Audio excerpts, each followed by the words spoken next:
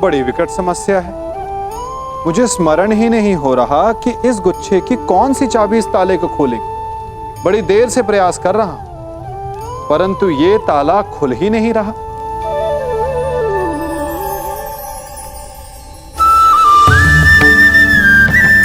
ऐसी परिस्थिति में आप क्या करेंगे?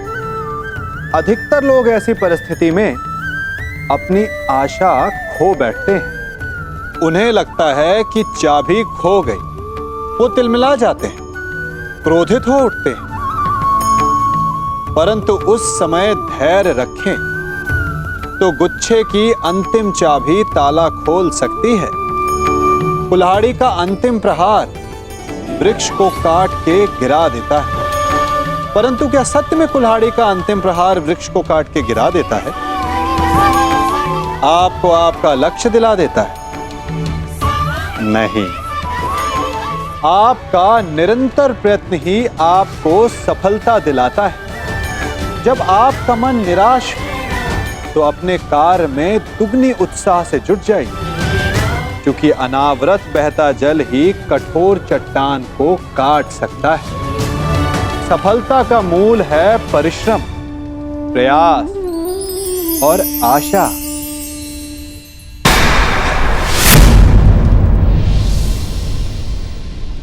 रुक जाओ दुर्योधन। नहीं मामाश्री,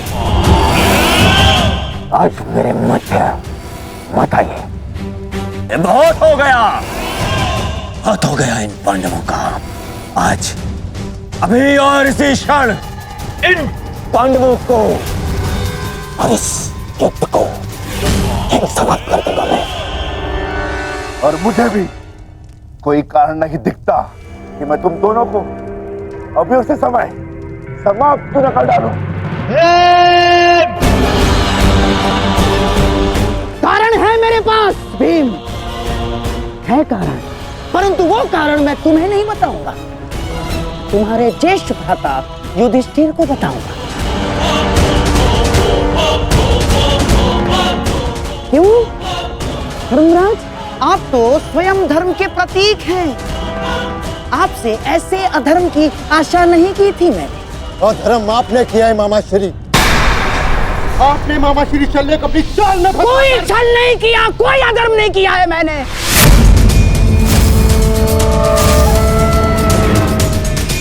कदाचित आप भूल रहे हैं धर्मराज कि अभी तक युद्ध के कोई नियम निर्धारित नहीं हुए, तो हम पर कोई बंधन नहीं है।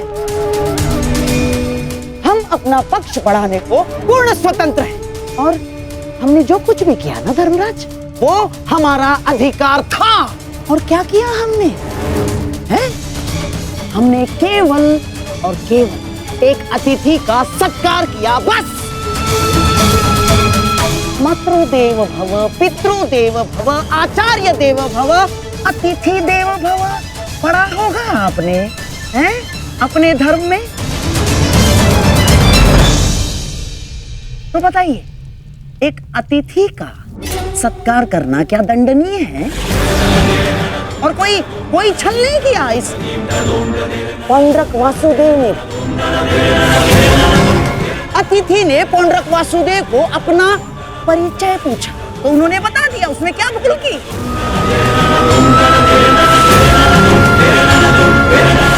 और हाँ, आपके मामाश्री शल्य पर हमने कोई दबाव नहीं डाला। ना ना ना ना ना ना, बिल्कुल दबाव नहीं डाला।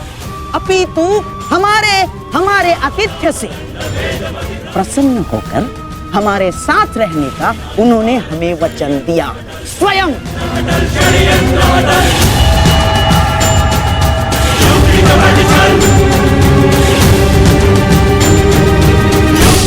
धर्मराज, मुझे खेद है कि आपको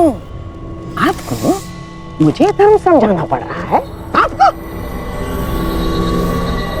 क्या आपने धर्म शब्द का उच्चारण किया गांधार राज?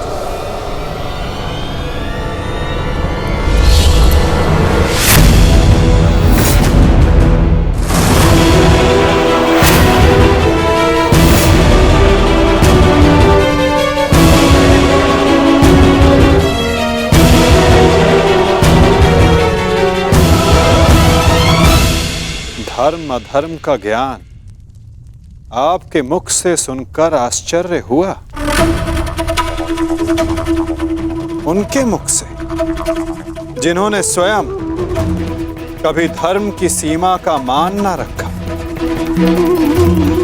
न राजभवन में, न उत्तराधिकारी के चुनाव में,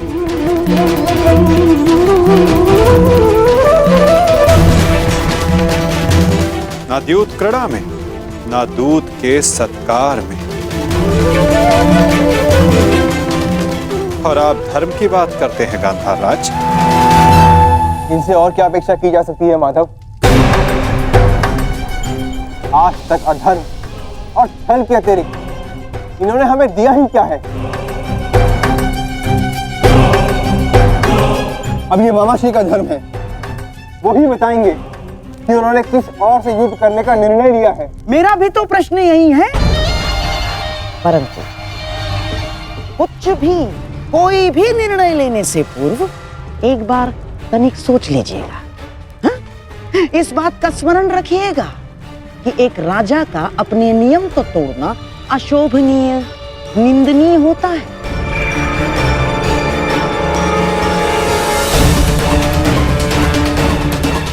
कैसे आपकी प्रजा आपका सम्मान करेगी जो राजा अपने दिए हुए वचन को तोड़ देता है, दिए हुए वचन से पलट जाता है? क्या क्या मुख लेके जाएंगे आपके प्रजा के समक्ष आप? तो युद्ध में आप किसका साथ देंगे? अपने भांजों का या अपने वचन का सम्मान करेंगे, मान करेंगे? पुत्र नकुल, मुझे क्षमा कर दो, परंतु मेरे पास कोई विकल्प ही नहीं है।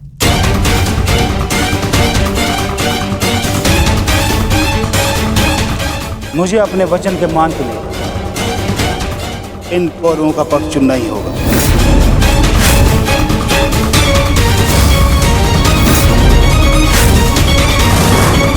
तो ठीक है मामाश्री, अब हम भी आप पर प्रहार करने के लिए सज रहेंगे।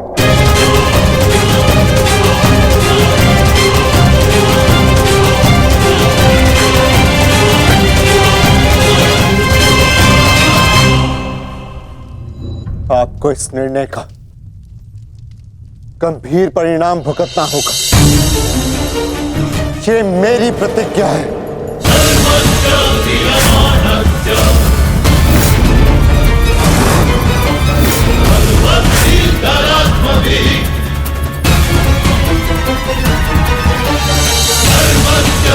पुत्र,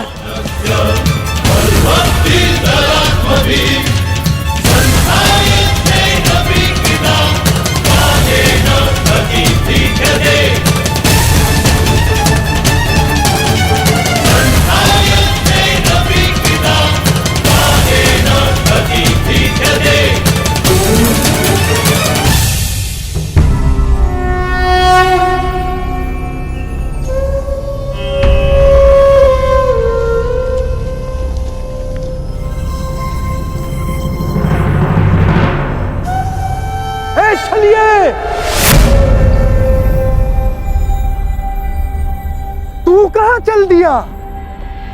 चलिए कृष्ण।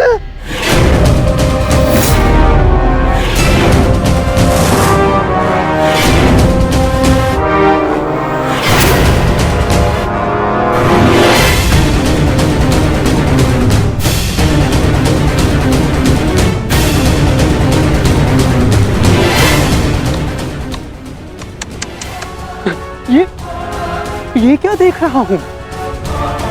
वो कृष्ण जिसके मुख से मुस्कान कभी जाती ही नहीं थी, आज वो इतना गंभीर मुख बनाकर बैठा है, इतना विद्रूप मुख बनाकर बैठा है। तनिक सोचो, युद्ध के पूर्व ही तुम्हारी ये दशा है, तो युद्ध के पश्चात तुम्हारी कैसी दशा होगी? अब मुझे तुम्हें देखकर क्रोध नहीं आता, दया आती है, दया।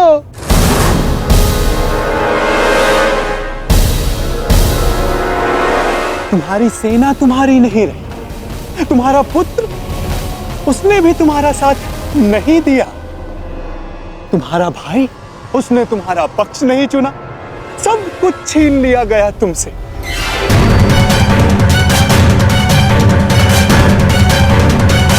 अरे हाँ, मुझे तो अभी स्मरण हुआ, तुम तो बड़ा मायावी बनते हो ना, तो क्यों नहीं रोक लेते ये सब?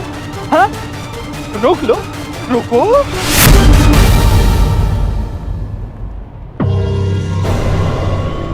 अरे हाँ, विचार करने वाली बात तो ये, जब मैंने तुमसे तुम्हारा सब कुछ छीन लिया, तो तुम उस सुदर्शन चक्र का क्या करोगे?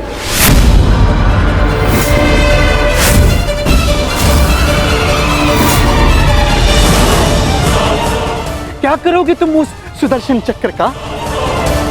मेरी वस्तु मुझे वापस दे दो, मुझे मेरा सुदर्शन चक्र वापस दे दे पाखंडी कृष्ण। बस पाखंडी, मत भूल तू किसके समक्ष खड़ा है। शांत, शांत बालक, शांत। ये मत भूलो, जब दो महापुरुष अति मानव वार्ता कर रहे हो तो एक साधारण बाण चलाने वाले को मौन रहना चाहिए।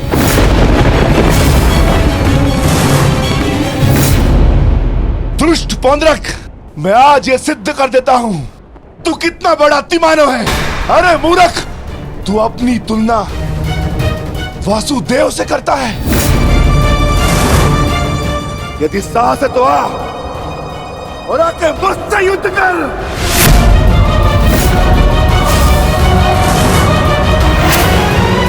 मूर्ख तो तुम पांडु पुत्र हो।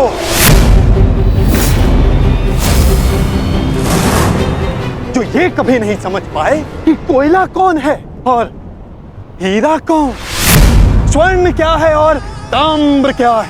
तुम सब अपनी आंखें खोल के देखो, ये जो तुम्हारे समक्ष खड़ा है ये छलिया है, और मैं ही हूं वास्तविक वासुदेव, पौंड्रक वासुदेव, महाशक्तिमान, महाबलशाली। इस सृष्टि का वास्तविक रचयिता मैं ही हूं।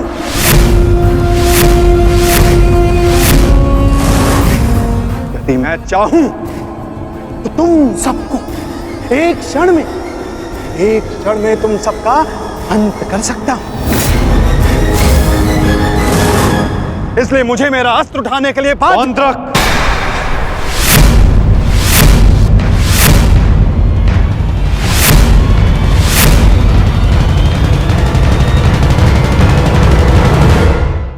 अपनी सीमा लांघने का दुस्साहस मत करो। मैं तुम्हें पहले भी चेतावनी दे चुका हूं और आज अंतिम चेतावनी देता हूं। मुझे वो करने के लिए बाध्य मत करो जिसके पश्चात तुम्हें पश्चाताप करने तक का अवसर ना मिले।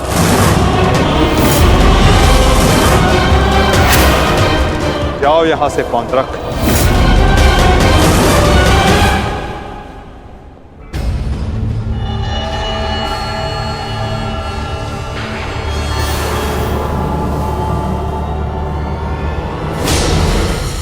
अवसर तू मुझे देगा, मुझे, वास्तविक वासुदेव को, पौंड्रक वासुदेव को।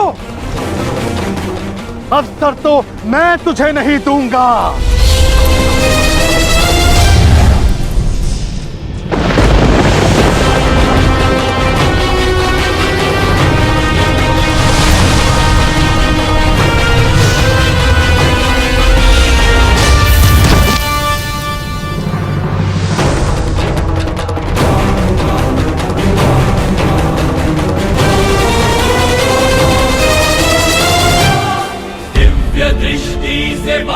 शक्ति से जीते ये सारा रण, शांत चित धरे आत्मबल भरे, जीते हर बाधा कर, छूट ना पाए लक्ष्य हो जाए सूक्ष्म सा छुपा होकर, वेग है सूर्य तेज है कवच चढ़ा इसके। दोबारा ऐसा दुस्साहस मत करना, अन्यथा कुछ करने के योग्य नहीं रह जाओगे पौंद्रक।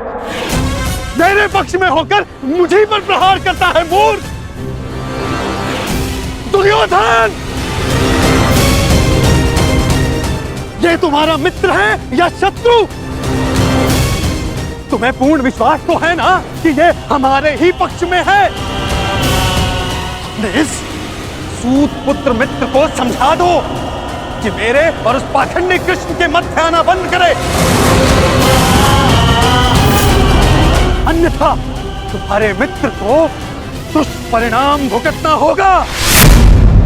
मित्रगण, पौंद्रक उचित कह रहा, तुम हमारे पक्ष में हो, तो पौंद्रक को वासुदेव पर प्रहार करने से क्यों रोका? क्योंकि मैं वीर दुर्जय योद्धा दुर्योधन के पक्ष में हूं। पीठ पीछे वार करने वाले को कायर कहा जाता है, वीर नहीं। और ये कहां का न्याय है मित्र? जहां एक निहत्थे पर पीछे से वार किया जाता है, क्या युद्ध से पूर्व ही हमारे पक्ष के योद्धा युद्ध के नियम भूल गए हैं?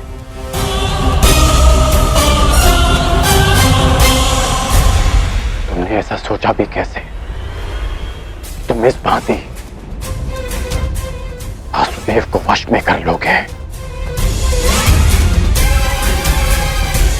सत्य को पहचानो मित्र, अपने नेत्र खोलो। नेत्र तो तुम्हारे बंद है मित्र।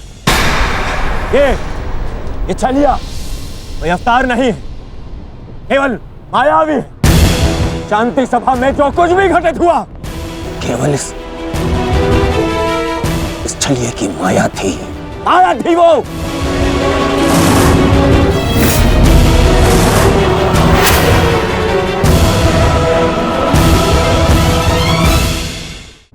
नहीं मित्र, तुम फिर से भूल कर रहे हो। भूल तो दुर्योधन ने किया, तुझे अपने पक्ष में रखकर विश्वासघाती। सत्य का ज्ञान तो तुझे नहीं है, तू अपने नेत्र खोल के देख। दुर्योधन, ये विश्वासघाती इन पांडवों के साथ और इस छलिए कृष्ण के साथ जाकर मिल चुका है। इस छलिए कृष्ण की वाणी बोल रहा है, उसके वश में है ये। अपने कर्मों को वश में ना रख पाए, परंतु अपने शब्दों को विराम लगाओ पौंद्रक। विश्वासघाती और छलिए तो तुम हो, जो स्वयं को किसी और के रूप में ढालना चाहता है। तुम एक अस्तित्वहीन घृणित जीव हो, जिसके पास ना कोई सम्मान है और न स्वयं की पहचान। तो अब एक सूत पुत्र मुझे मेरी पहचान और मान का ज्ञान देगा? पहचान तो मैं तुझे गया। तूने पांडवों और इस कृष्ण के साथ मिलकर दोनों तरफ संधि की है। मित्र दुर्योधन, ये विश्वासघाती युद्ध में तुम्हें अवश्य हानि पहुंचाएगा। नहीं, शांत हो जाओ अंगराज, शांत हो जाओ।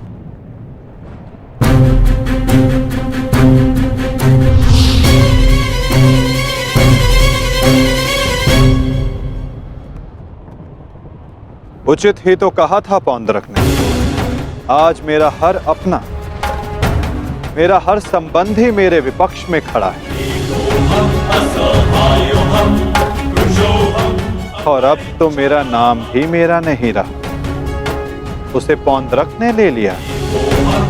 सत्य कहा तुमने पौंद्रक, तुम्हें वो अवश्य मिलना चाहिए जिसके तुम अधिकारी हो।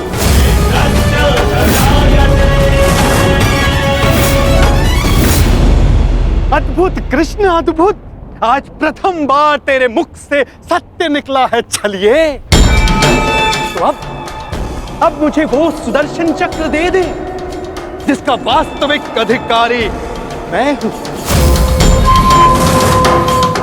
दे मुझे वो सुदर्शन चक्र। ठीक है पौंद्रक, मैं इसी क्षण दोनों पक्षों को साक्षी मानकर तुम्हें वो देता हूं जिस पर तुम अपना अधिकार समझते हो।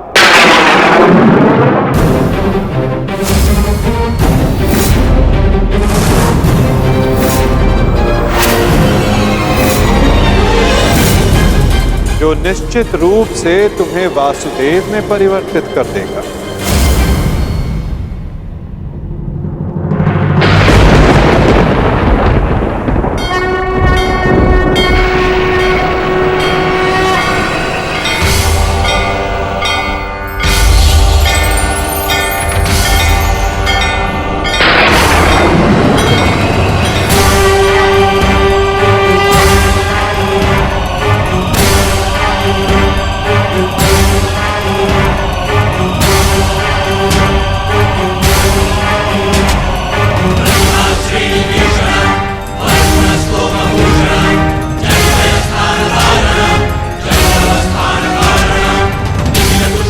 ये लो पौंत्रक, वो अस्त्र जिसका वास्तविक वासुदेव के पास होना अनिवार्य है।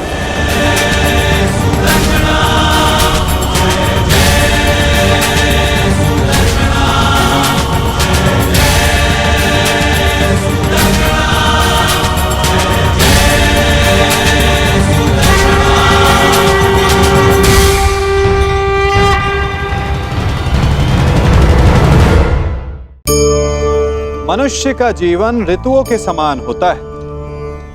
आज ग्रीष्म तो कल वर्षा, परसों शीत। तनिक संकट आया तो हम संयम खो बैठते हैं, तनिक ऋतु बदली तो हम अधीर हो जाते हैं। अपने आक्रोश में, अपने क्रोध में हम उनसे ही संबंध बिगाड़ लेते हैं जो हमारे अपने होते हैं। क्यों ऐसा होता है ना? हमें लगता है कि हमारे अपने हैं, फिर से मना लेंगे, परंतु स्मरण रखिए, सदा ऐसा करना संभव नहीं होता। सागर की उछलती लहरों को तट सहता है, और यदि तट ही टूट जाए तो बाढ़ आ जाती है। हमारे संबंध भी दूध की भांति होते हैं। दूध तपकर उबल सकता है, परंतु यदि उसमें खटास आ जाए तो वो फट भी जाते हैं। और फटे दूध को चाहे जितना मत लो, उसमें से माखन नहीं निकलेगा। इसीलिए अपने संबंधों को संभल कर निभाना चाहिए। ठीक है पौंत्रक, मैं इसी क्षण दोनों पक्षों को साक्षी मानकर तुम्हें वो देता हूं जिस पर तुम अपना अधिकार समझते हो, जो निश्चित रूप से तुम्हें वासुदेव में परिवर्तित कर देगा।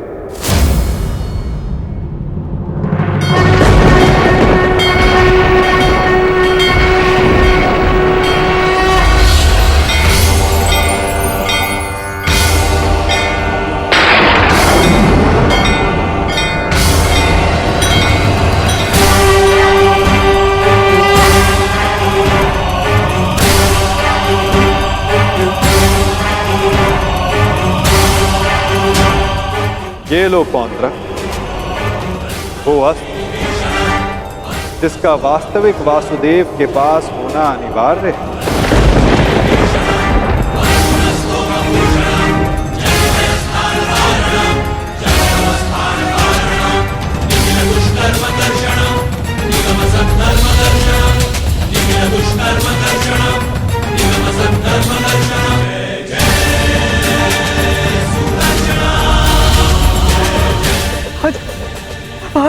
आओ,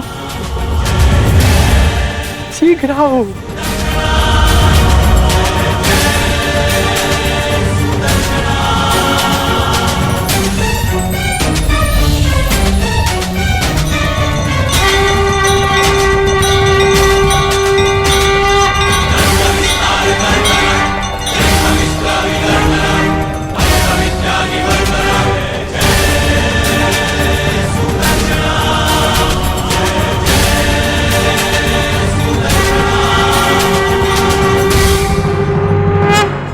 अंततः वो समय आ गया जिसकी मुझे बरसों से प्रतीक्षा थी।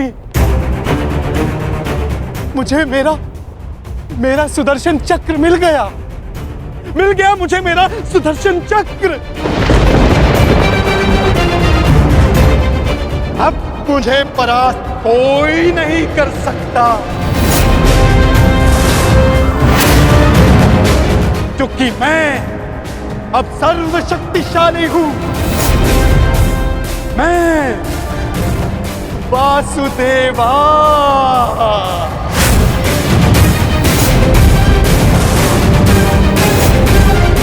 सुदर्शन चक्रधारी पौंड्रक वासुदेव।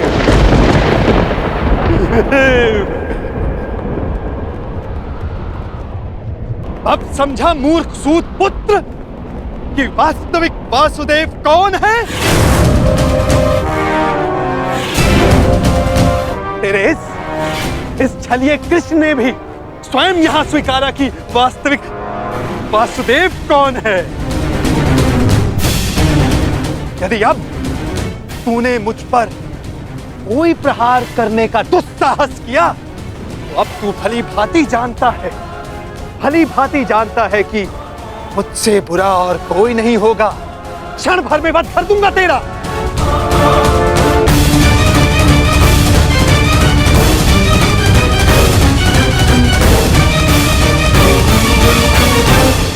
और तुम पांडु पुत्रों, अब तुम देख रहे हो ना कि सुदर्शन चक्र अब किसके हाथों में है? मेरे वास्तविक वासुदेव के हाथों में है ये सुदर्शन चक्र। अब तुम सब मेरी पूजा करो, क्योंकि मैं ही वास्तविक वासुदेव हूं।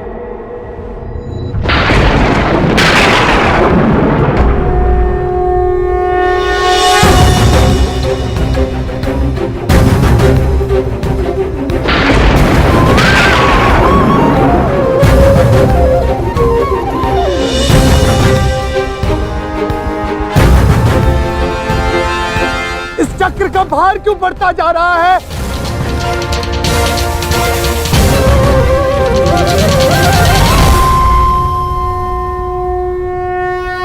दुर्योधन, ये चक्र भारी होता जा रहा है। ये चक्र मुझे कुचल देगा।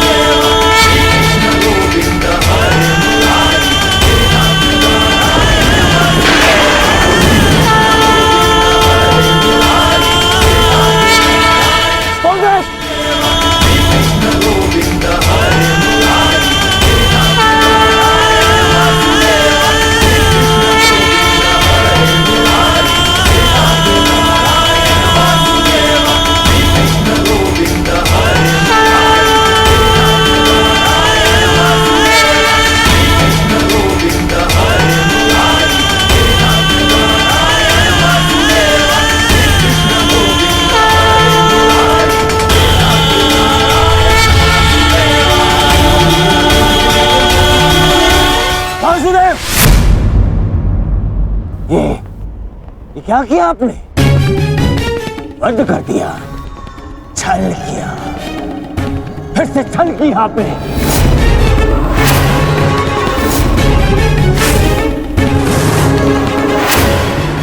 ये उचित नहीं किया आपने वासुदेव, नहीं किया उचित। शांत दुर्योधन।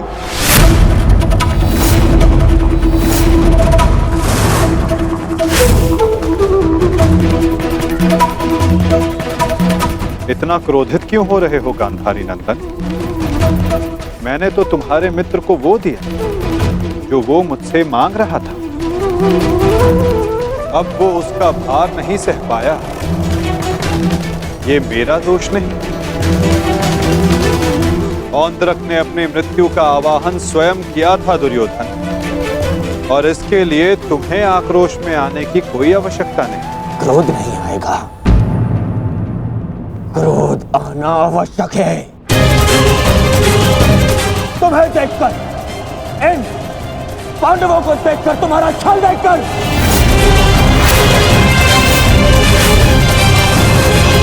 कैसा छल दुर्योधन! तुम्हारा मित्र पौंड्रक मेरा वेश धारण करता रहा, वो मेरी शक्ति, मुझे मिले सम्मान से आकर्षित हुआ। वो मेरे जैसा बनना चाहता था, परंतु वो ये नहीं समझ पाया कि शक्ति और सम्मान किसी का वेश धारण करने से, किसी का रूप धारण करने से नहीं मिलती।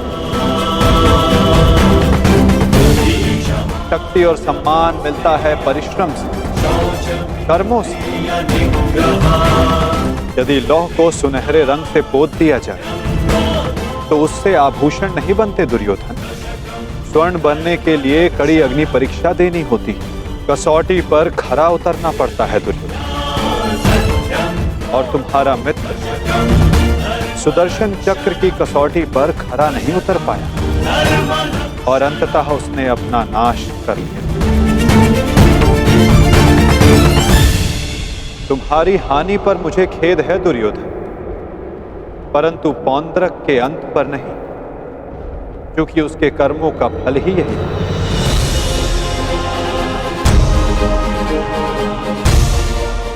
अब आज्ञा दे युवराज।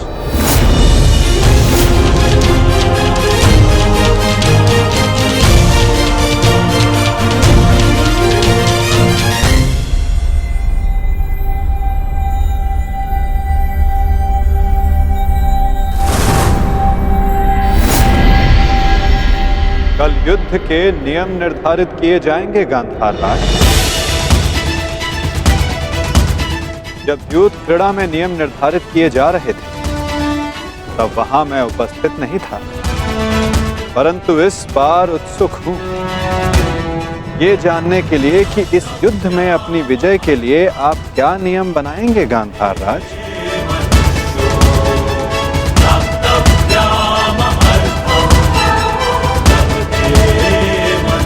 कल के सूर्य उदय की प्रतीक्षा रहेगी मुझे।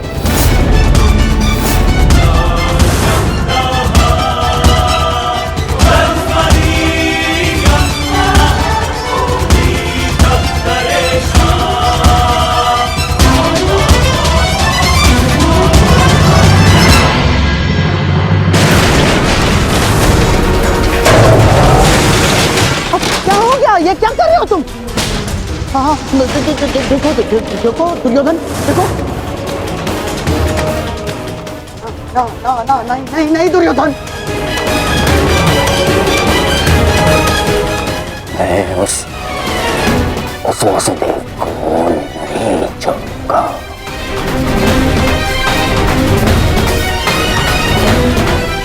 ना दुर्योधन को नहीं छोड़ूंगा। ये क्या कर रहे हो? क्या कर रहे हो तुम दुर्योधन? ईश्वर के लिए शांत हो जाओ। देखो कुछ नहीं होगा, मैं बता रहा हूँ, विश्वास रखो मुझ पर। आप शांत हो जाइए, अन्यथा मैं आपको शांत कर दूंगा। नहीं, देखो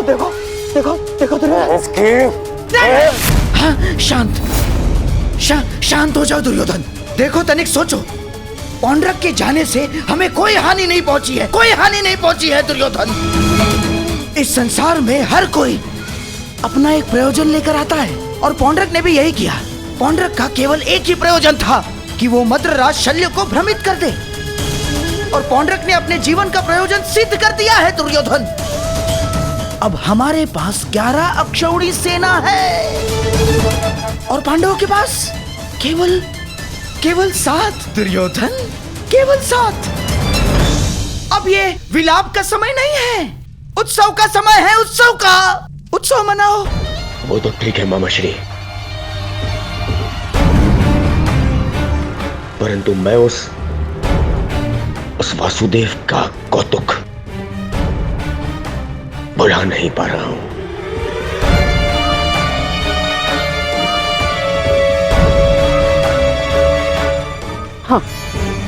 हाँ, देखो सब ठीक हो जाएगा दुर्योधन। हाँ, तुम बैठो। अब ये सब कुछ छोड़ो ना दुर्योधन। देखो युद्ध में वो कृष्ण छलिया कुछ नहीं कर पाएगा। पूछो क्यों? निहत्था है वो। अब इस समय हमारा पक्ष सबल है, हमारा पक्ष, और पासा हमारे हाथ में है दुर्योधन, हमारे हाथ में। कैसा पासा? अब देखो, कल युद्ध के नियम निर्धारित किए जाएंगे। ऐसे नियम बनाऊंगा कि पांडव पक्ष आ जाएगा। और फिर वो छलिया कुछ नहीं कर पाएगा, वो छलिया।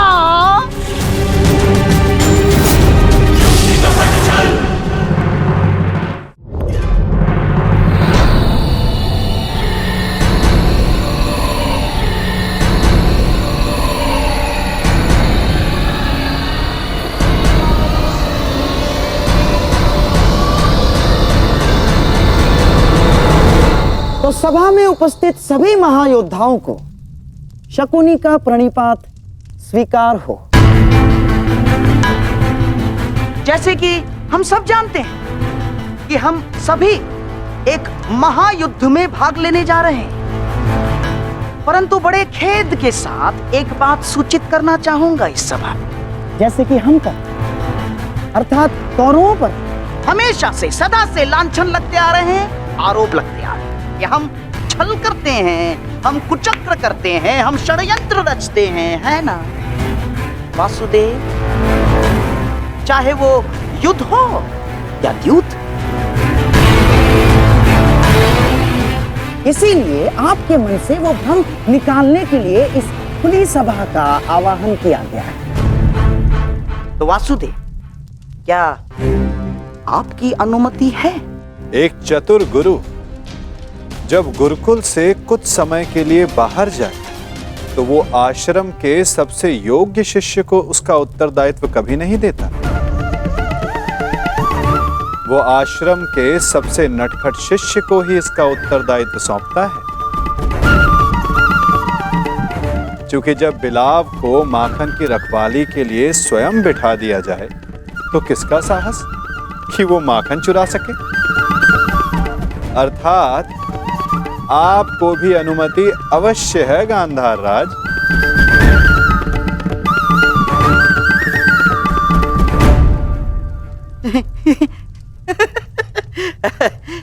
वासुदेव, आपका विनोद समझने में मैं असक्षम हूं।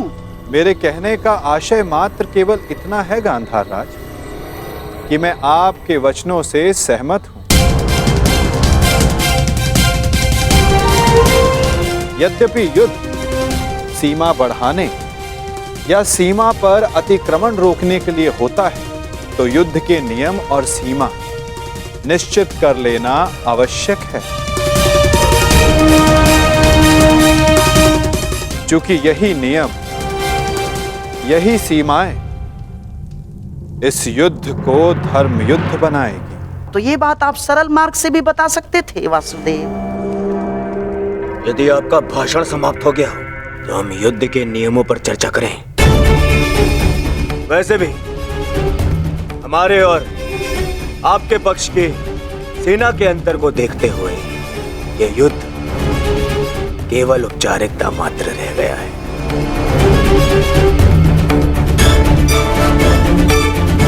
नियम बने या ना बने, हमारी विजय निश्चित है।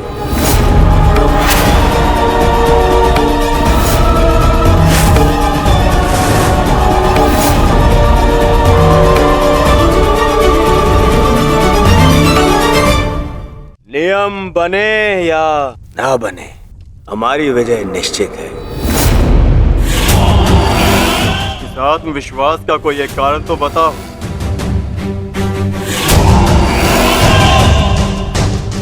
था दुर्योधन, मैं एक नहीं, दो नहीं, तीन कारण बताता हूं, जो समझ आए चुन लेना।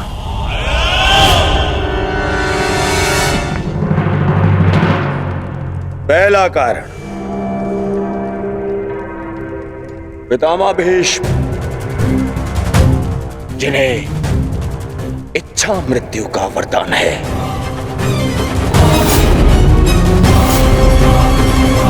दूसरा कारण,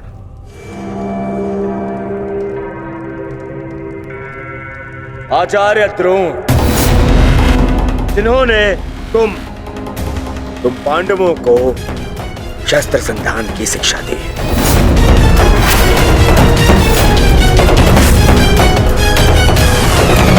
क्या इनके धनुष को काट सकने का समर्थ है तुम में से किसी के पास भी? इनका समर्थन भी मेरे पास में। तीसरा कारण,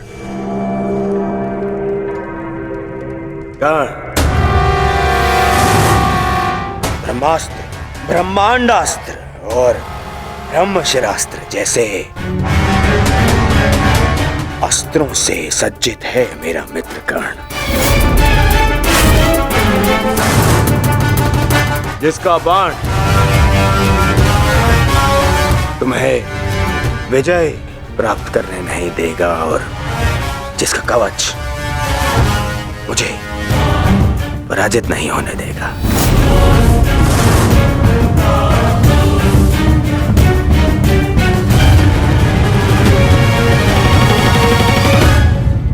इसके अतिरिक्त मामा शकुनी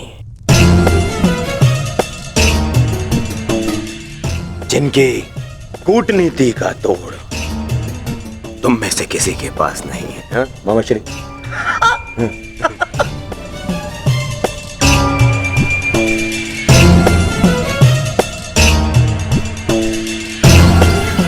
भद्रराज शैल्य, नारायणी सेना, अब अरे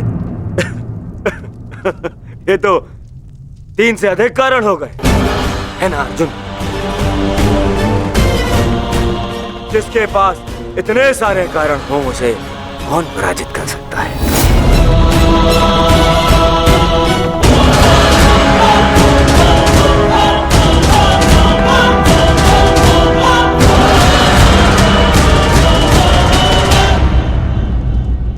विजय और पराजय का निर्णय तो युद्ध के अंतिम दिन होगा हस्तिनापुर युवराज।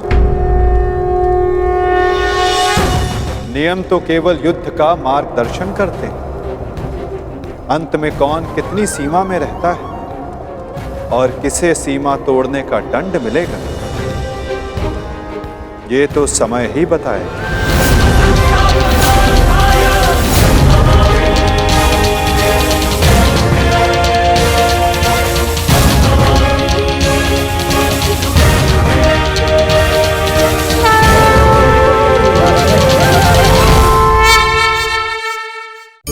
मनुष्य की सबसे बड़ी दुर्बलता क्या होती है? सोचिए। धन, प्रेम, अहंकार।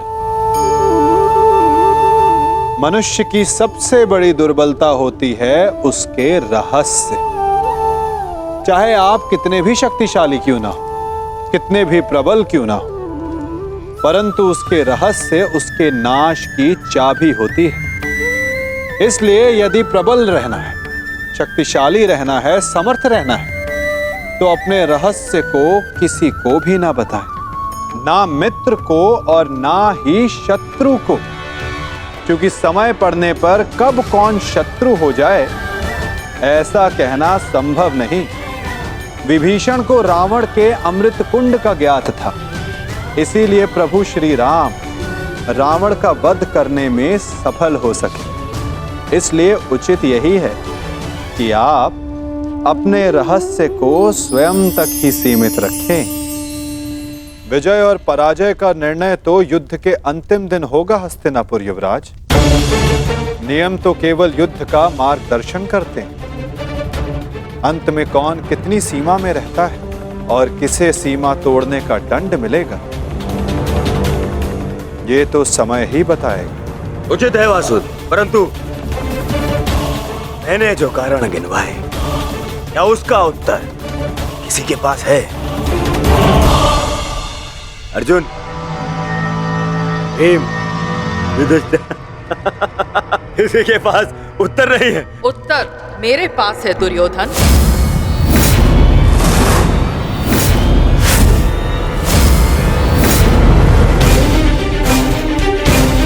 मैं नया जन्म लेके आऊंगी भीष्म, तुमसे प्रतिशोध पूर्ण करने।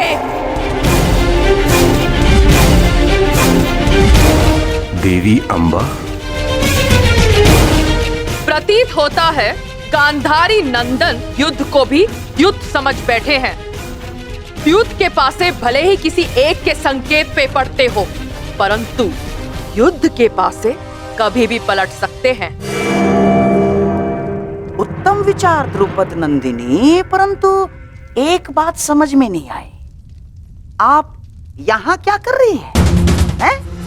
यहाँ युद्ध के नियम बन रहे हैं, आभूषण नहीं। मेरे आभूषण मेरे अस्त्र है गांधार नरेश।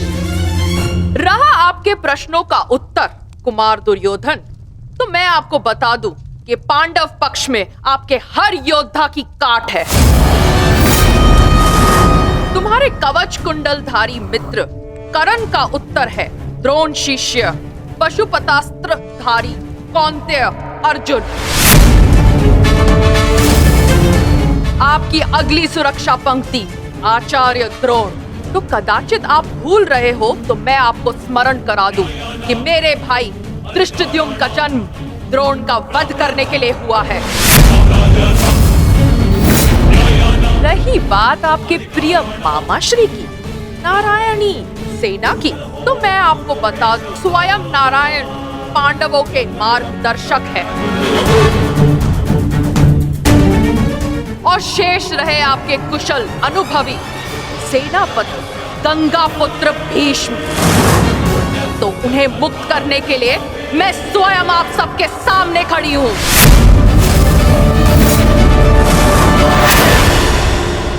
महाबली भीष्म को संसार भीषण से भीषण अपनी प्रतिज्ञा से जानते हैं, तो उन्हें यह प्रतिज्ञा भी निभानी होगी कि वो मेरे सामने शस्त्र नहीं उठाएंगे।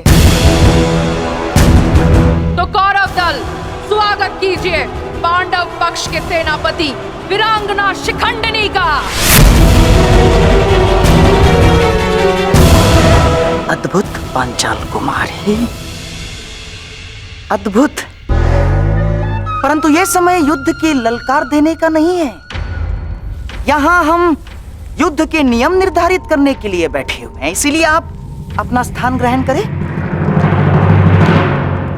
तो अब बिना किसी विलंब के युद्ध के नियम निर्धारित करने के लिए चर्चा की जाए। जैसे कि कुरुकुल की रीति रही है कि सदैव सबको समान अवसर दिया जाए, इसीलिए युद्ध के नियम निर्धारित करने के लिए भी हम कौरवों की तरफ से सभी उपस्थित महायोद्धाओं को नियमों का सुझाव देने का समान अवसर दिया जाएगा।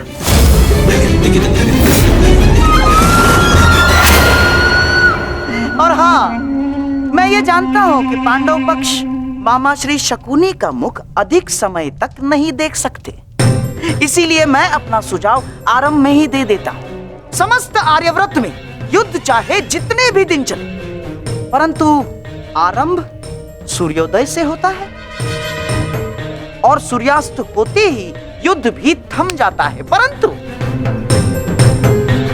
परंतु इस बार नियम में एक छोटा सा परिवर्तन होगा।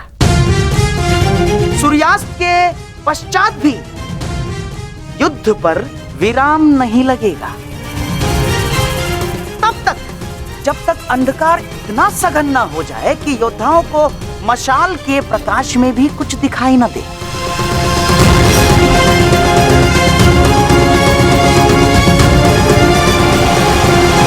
स्वीकार है, परंतु स्मरण रहे मामाश्री, यह नियम सब पर प्रभावी होगा। जब तक अंधकार में मैं देखने में असक्षम न हो जाऊं, मैं प्रहार करता रहूंगा। और स्मरण तो आपको है कि अंधकार में भी अर्जुन अपने लक्ष्य से कभी नहीं चूकता। मेरा भी एक सुझाव है। युद्ध में घायल या लड़ने में असमर्थ या निरस्त्र हुए योद्धा पर विपक्षी प्रहार नहीं करेगा। अति उत्तम मित्र, हमें स्वीकार है। अद्भुत अंगराज, आपका न्याय दर्शन तो सराहनीय है। हमें आपका ये नियम स्वीकार है। समान पद वाले योद्धा समान पद के योद्धाओं से द्वंद्व करेंगे। रथी रथी से द्वंद्व करेंगे, महारथी महारथी से द्वंद्व करेंगे, अश्वरोही से अश्वरोही द्वंद्व करेंगे और गजरोही से गजरोही द्वंद्व करेंगे। एक योद्धा केवल एक योद्धा से युद्ध करेगा। गुट बनाकर कोई भी किसी एक पर आक्रमण नहीं करेगा। किसी के पीठ पीछे कोई प्रहार नहीं करेगा।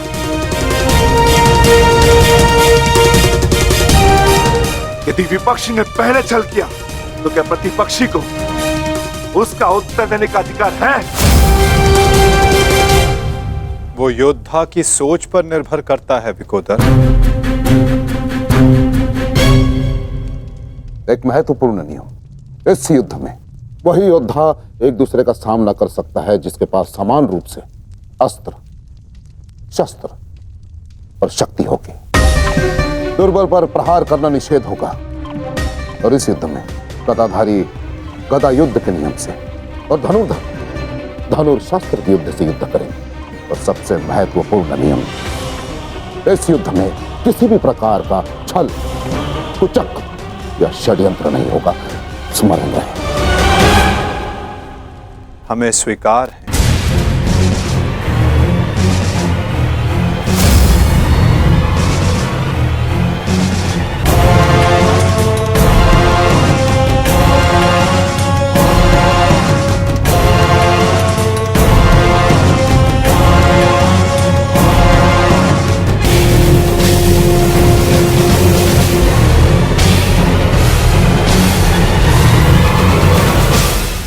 युद्ध के सारे नियम निर्धारित हो चुके हैं, परंतु अभी भी पांडव पक्ष से मुझे एक छोटी सी समस्या है।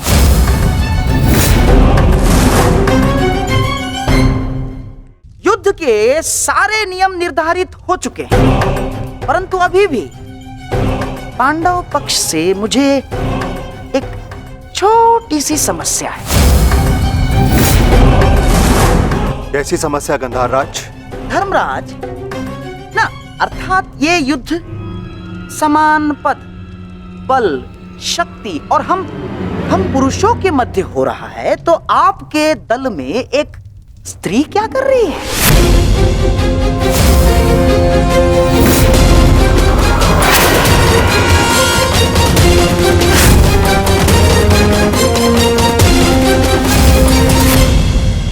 ना, पुरुषों के युद्ध में एक स्त्री का भाग लेना युद्ध के नियमों के विपरीत है धर्मराज। ये नियम आप जैसे द्रुत पुरुषों ने बनाए हैं, जो स्त्री को तुच्छ मानते हैं, केवल वस्तु मानते हैं। शिव शिव शिव शिव शिव शिव शिव शिव, ये क्या कह रही हैं आप? ये नियम तो स्वयं महादेव ने बनाए हैं। महादेव, आपको स्मरण है ना, जब देवी पार्वती ने असुरों का नाश करने के लिए माता काली का रूप धारण किया था, तो स्वयं महादेव ने भी उन्हें रोकने के लिए अपने बल का प्रयोग नहीं किया ना, अपितु वो स्वयं माता काली के समक्ष नतमस्तक हो गए।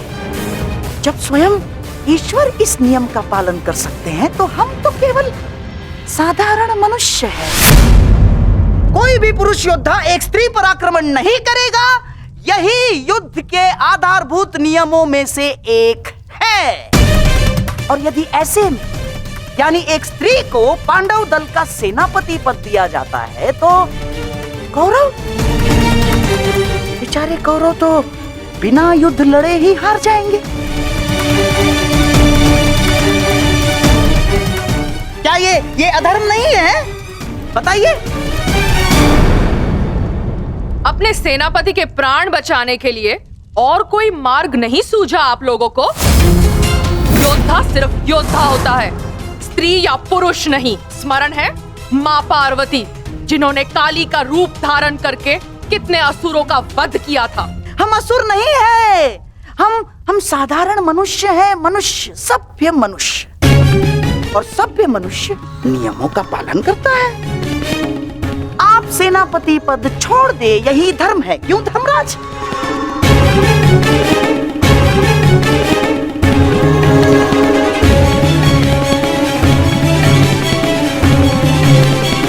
हाँ, तो सबके समक्ष युद्ध के सभी नियम निर्धारित हो चुके हैं। हाँ, परंतु अभी भी किसी के मन में शंका कुशंका हो तो यहाँ अपने विचार प्रकट कर सकते हैं।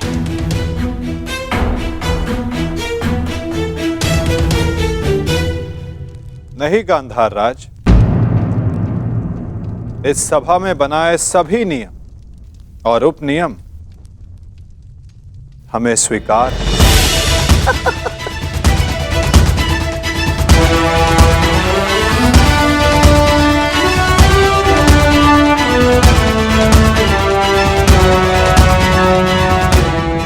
प्रणिपात। प्रणिपात।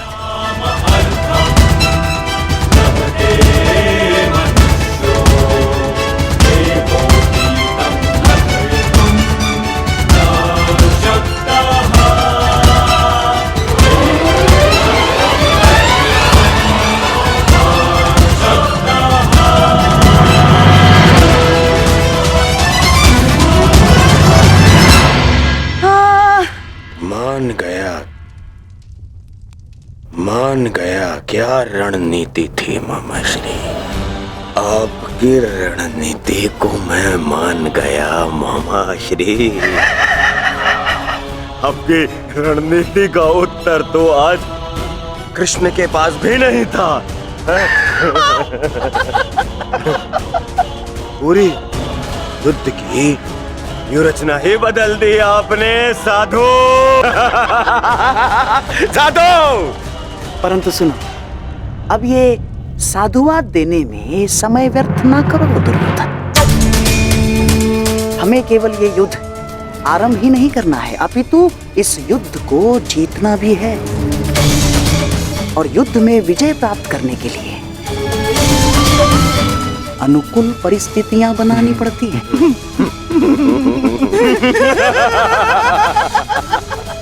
बहुत चतुर बन रहे थे ये पांडव, बहुत चतुर। परंतु अब इन्हें ज्ञात हो गया होगा कि इनकी हार निश्चित है।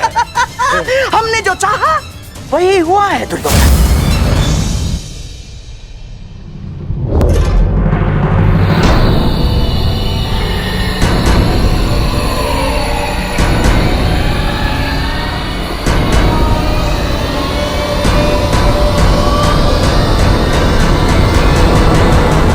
आधी ना अपनी कायरता गंगा पुत्र।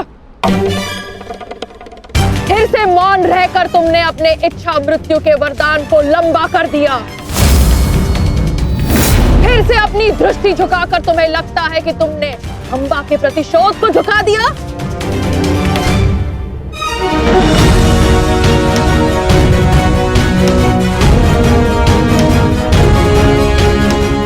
आज सिद्ध कर दिया तुमने कि जब अपने प्राणों का प्रश्न आएगा तो गंगा का बेटा भी अधर्म का मार्ग चुन सकता है। ये आशा तो माँ गंगा को भी आपसे ना होगी। ना मैंने नियम बनाए हैं, ना मैं कायर हूं, और ना ही अधर्म के मार्ग पर। मैंने तुम्हें वचन दिया था अम्बा देवी कि जिस समय मेरे जीवन का कोई उद्देश्य शेष नहीं रहेगा, मैं तुम्हें वो शक्ति प्रदान करूंगा कि तुम मेरे इस जीवन का अंत कर सको।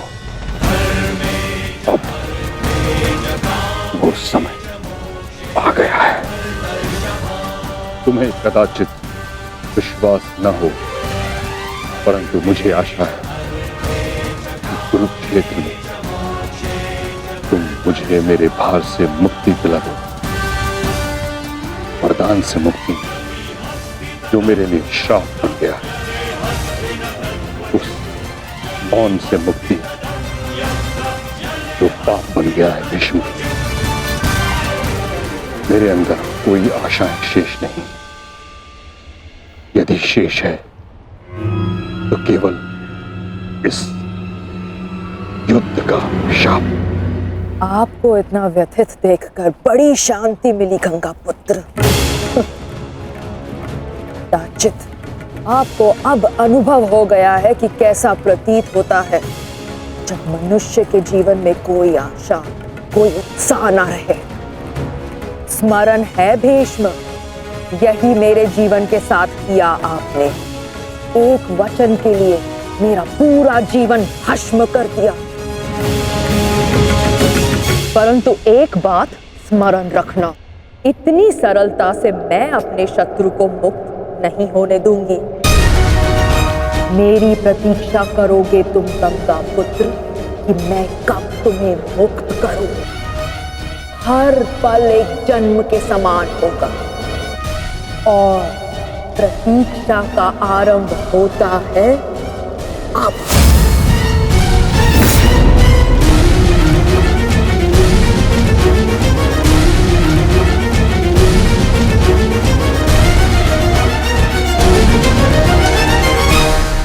मैं उन्हें नहीं छोड़ूंगा ज्येष्ठ, उन्होंने हमारे साथ छल किया है।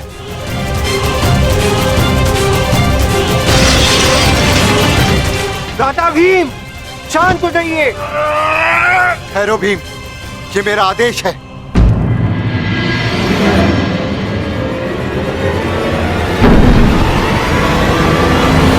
क्रोध केवल तुम्हें नहीं आ रहा है, रक्त हम सबको उबल रहा है। एक और हमारे ही मामा श्री को छल के कारण हमारे विरुद्ध युद्ध करना पड़ रहा है, और दूसरी ओर बड़ी ही चतुरता से उन्होंने शिखंडिनी को युद्ध से दूर कर दिया। यह समय क्रोध का नहीं, कर्म का है। इस समय कौरव सेना के पास 11 क्षणी सेना है और हमारे पास केवल 7। इस समय हमें हमारी शक्ति को एकत्रित करना होगा।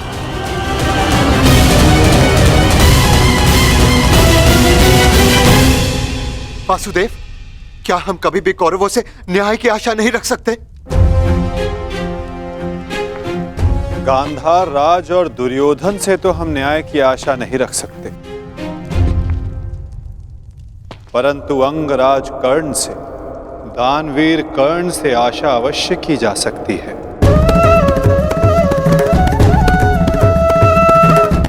कि वो युद्ध में न्याय का पालन करेंगे, अपने वचन दान का मान रखेंगे।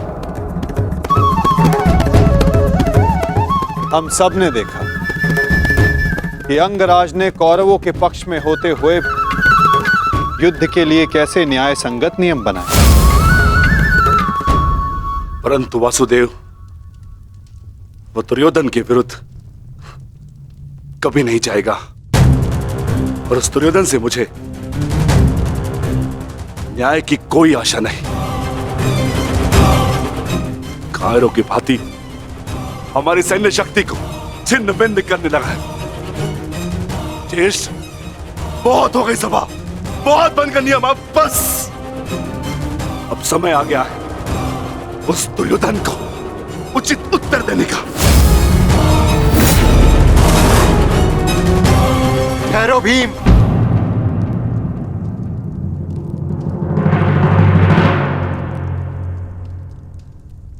युद्ध का समय अभी नहीं हुआ है अनुज। ज्येष्ठ, मैं तो केवल आपकी आज्ञा का पालन करने जा रहा हूं। आपने तो कहा था ना कि समय अपनी शक्ति एकत्रित करने का है, तो बस मैं वही करने जा रहा हूं। मैं अपने पूरे परिवार को इस महायुद्ध में सम्मिलित करने जा रहा हूं। मैं अपने पुत्र महाकाय घटोत्कच और उसके साथी राक्षसों, वीरों को अपनी सेना में सम्मिलित करने जा रहा हूं।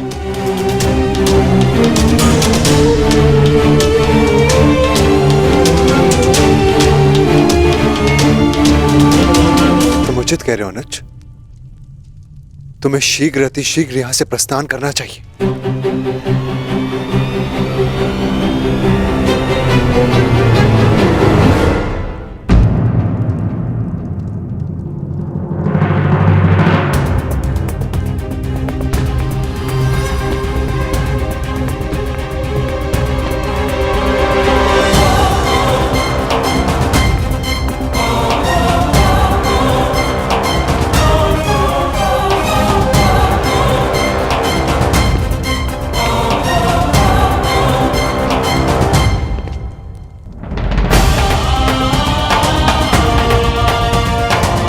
मुझे आज्ञा दीजिए ज्येष्ठ, मैं प्रस्थान कर रहा हूं।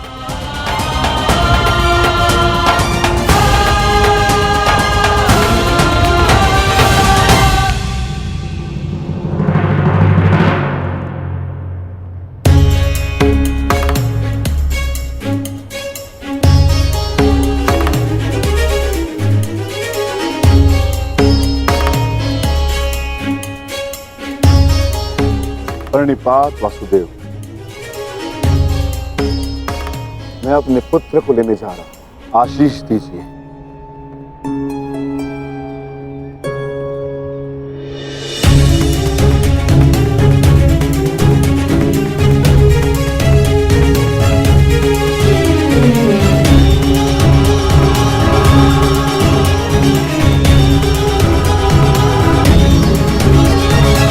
क्या हुआ माता? आप अचानक बाहर क्यों आ गए? और आप इतने विचलित क्यों? मैं विचलित नहीं हूं पार्थ, बस तनिक अशांत हूं। अशांत? मैं समझा नहीं माता। युद्ध होता ही ऐसा है पार्थ, जो मन को अशांत कर दे।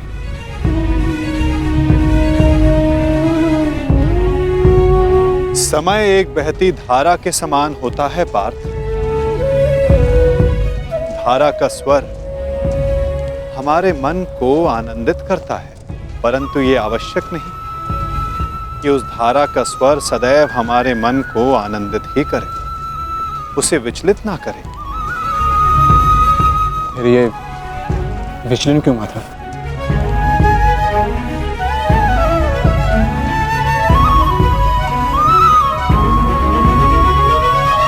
अन्न, सागर में जब तरंग उठती है तो वो उत्साह से भरी होती है पार्थ, और जब वही तरंग गिरकर अपना अस्तित्व खो बैठती है तब मन विचलित हो जाता है कि कदाचित वो तरंग और ऊंचा जा सकती थी, कदाचित उसका प्रारब्ध कुछ और हो सकता था। परंतु तरंग का प्रारब्ध ही उठना और गिर जाना है माता, है ना? तो फिर इसमें अशांत और विचलित होने की क्या बात है? तुमने सही कहा पार्थ, मुझे विचलित नहीं होना चाहिए, परंतु तुम बताओ कि तुम्हारा मन इतना अशांत क्यों है, इतना विचलित क्यों है? ऐसा कौन सा भाव है जो तुम्हें कष्ट दे रहा है? बोलो पार्थ। दानवीर कर्ण से आशा अवश्य की जा सकती है कि वो युद्ध में नियमों का पालन अवश्य करेंगे।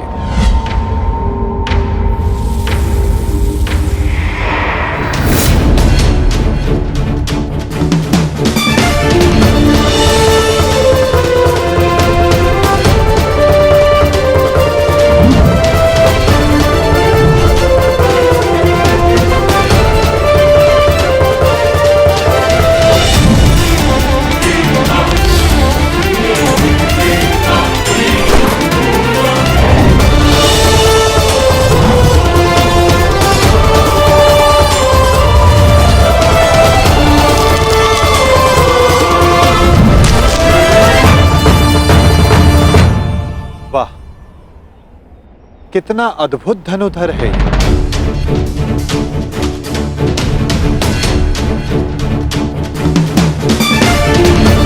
वासुदेव आप प्रणिपात। ये मेरा सौभाग्य है कि मैं आपसे टकराया।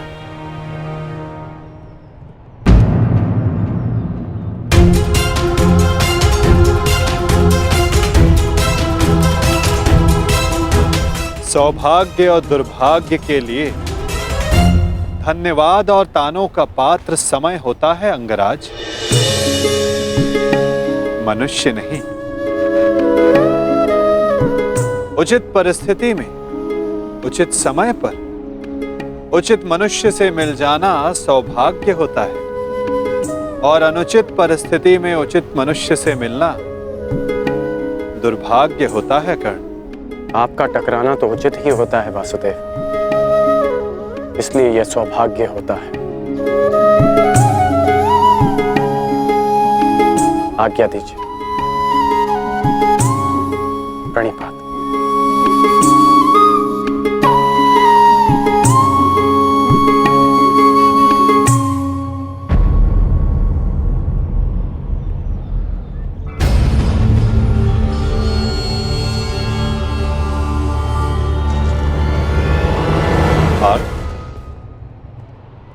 इसके शब्दों की भांति इसके बाण भी कितने अमोघ हैं ना। शब्दों का तो ज्ञात नहीं, परंतु लक्ष्य भेद करने के लिए मेरे बाण कर्ण से अधिक शक्तिशाली और तीव्र हैं माधव, और ये बात आप भली भांति जानते हैं। आज किसी के शब्दों में धार दिखाई दे रही है पार्थ।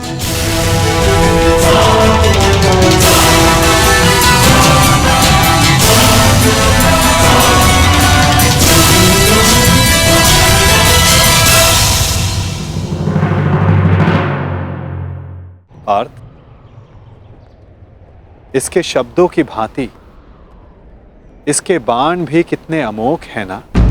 शब्दों का तो ज्ञात नहीं, परंतु लक्ष्य भेद करने के लिए मेरे बाण कर्ण से अधिक शक्तिशाली और तीव्र हैं माधव, और ये बात आप भली भांति जानते हैं। आज किसी के शब्दों में धार दिखाई दे रही है पार्थ।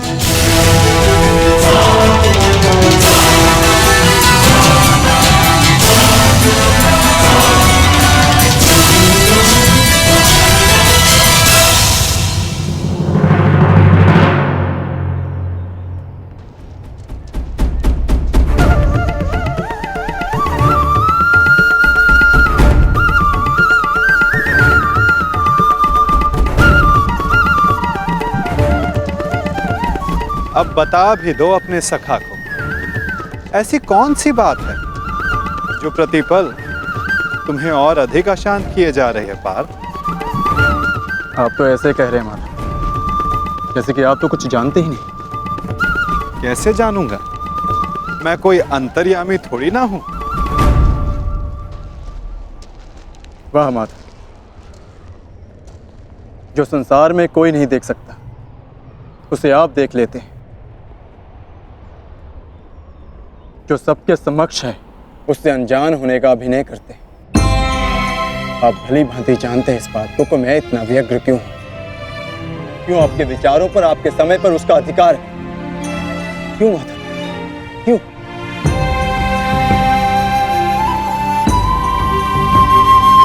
प्रशंसा उसकी की जाती है पार्थ जो प्रशंसा के योग्य होता है। महत्व उसे दिया जाता है जो महान होता है, और समय उसे दिया जाता है जो स्वयं समय को परिवर्तित करने की शक्ति रखता हो। और मैं क्या, कर्ण की कुशलता और लगन को देखकर उस पर कोई भी मोहित हो सकता है। ऐसा कोई नहीं जो कर्ण की कुशलता को अनदेखा कर सके, केवल उनके जो उसके प्रति ईर्ष्या रखते हैं। बस बस माधव, रुक जाइए।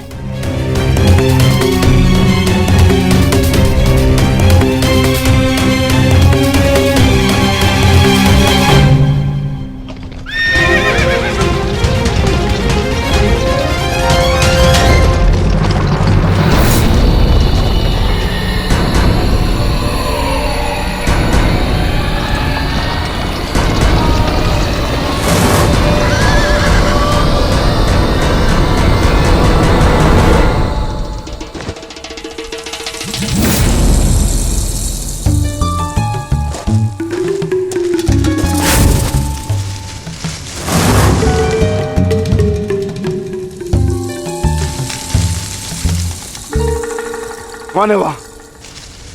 कौन है जो मेरा पीछा कर रहा है? यदि साहस है तो सामने आ। आपको लगता है कि मुझे कर्ण से ईर्ष्या है, परंतु मुझे कर्ण से ईर्ष्या क्यों होगी माता?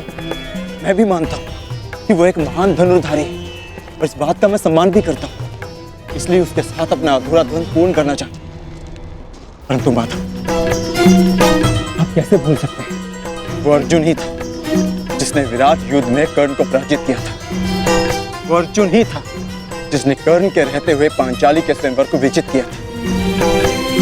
मैं स्वीकार करता हूं कि कर्ण एक महान योद्धा है, धनुर्धारी, परंतु मुझे आज तक उसमें कोई अद्भुत बात नहीं दिखी। परंतु आज एक विचित्र बात का भान अवश्य हुआ है कि आपके हृदय में अर्जुन से अधिक कर्ण बसता है।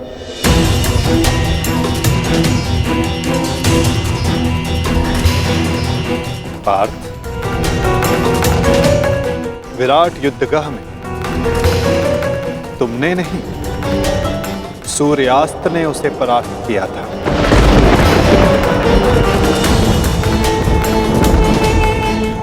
पांचाली के स्वयंवर एक सूत के प्रति क्षत्रियों के दीर्घाह ने जीता।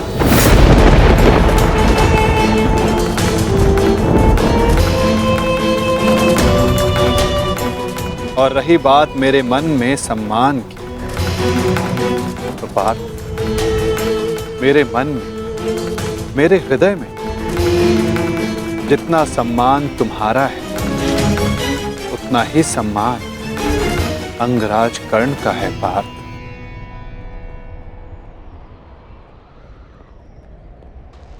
जलधारा की शक्ति का अनुमान उसकी सतह को देखकर नहीं लगाया जा सकता। पार्थ, जलधारा की शक्ति उसके भीतर छिपे उथल तरंगों में होता है। पार्थ, जिसका अनुमान समय आने पर सबको हो जाता है। सत्य सदैव वो नहीं होता पार्थ जो सबको दिखाई देता है। सत्य वो भी होता है जो हमारी दृष्टि देख नहीं सकती।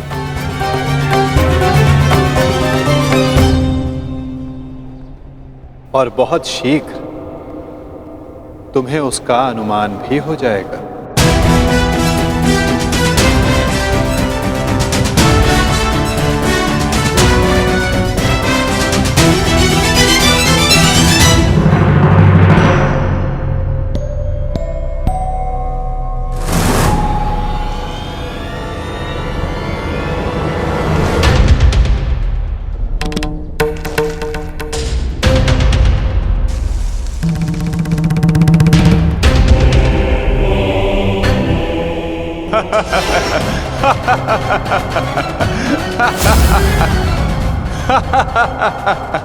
कौन हो तुम? तुम्हें अनुमान भी है? किस पर हंस रहे हो? जानते हो मैं कौन हूं?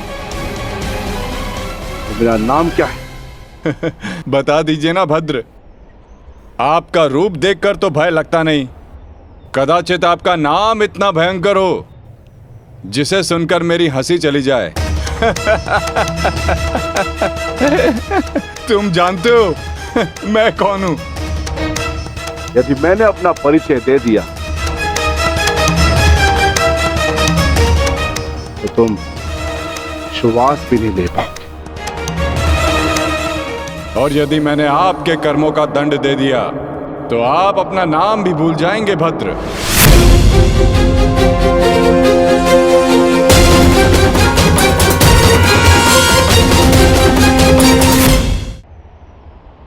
और यदि मैंने आपके कर्मों का दंड दे दिया तो आप अपना नाम भी भूल जाएंगे भद्र। जिस भांति आप पौधों और वनस्पति को अपने पांव तले कुचलते चले जा रहे हैं, स्पष्ट है कि निसर्ग के प्रति आपको कोई सम्मान नहीं है। वन से ऐसा व्यवहार केवल दो ही जंतु कर सकते हैं, एक जो मूर्ख हो और दूसरा कोई वानर हो। इसीलिए सोच रहा हूं कि आप कोई मूर्ख है या फिर कोई वानर। मूर्ख, तुम्हें तुम्हारी मृत्यु क्या खींच लाई।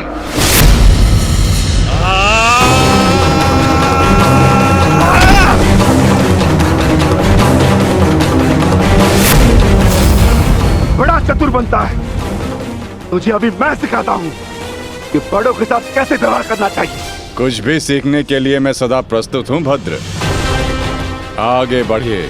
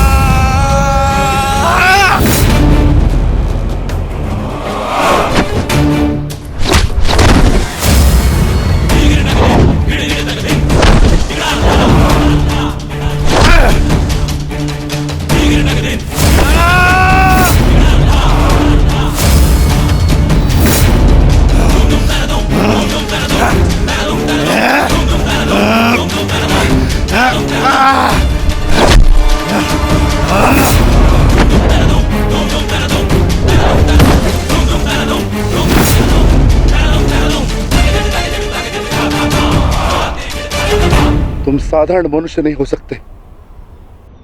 कौन हो? कौन हो तुम?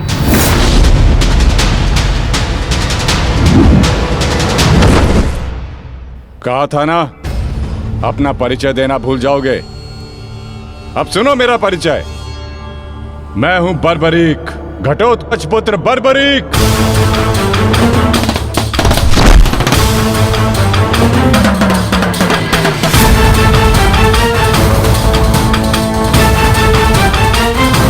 बालक, अपना परिचय देने से पूर्व मेरा नाम तो जान लेते।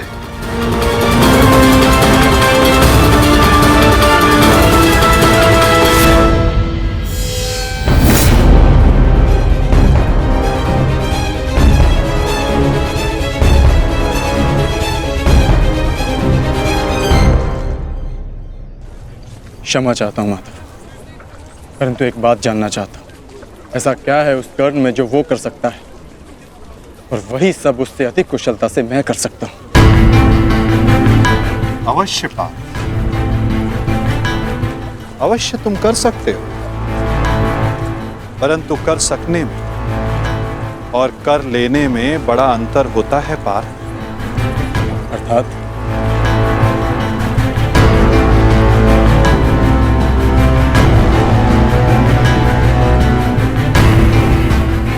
शब्द और अर्थ के फेर में मत पड़ो पार्थ, उससे कोई लाभ नहीं होता। नहीं माधव, लाभ है। बहुत गुणगान सुन लिया कर्ण का। आज तक मैंने आपकी हर बात आंख मूंद कर मानी है, परंतु आज मुझे साक्ष्य चाहिए, प्रमाण चाहिए कि कर्ण श्रेष्ठ क्यों है। तुम्हें पूर्ण विश्वास है पार्थ कि तुम प्रमाण पाना चाहते हो? हाँ माधव। ठीक है अर्जुन, मैं तुम्हें सिद्ध करके दिखाता हूं। कदाचित उसके पश्चात तुम्हें विश्वास हो जाए। यदि फिर भी विश्वास ना हुआ तो?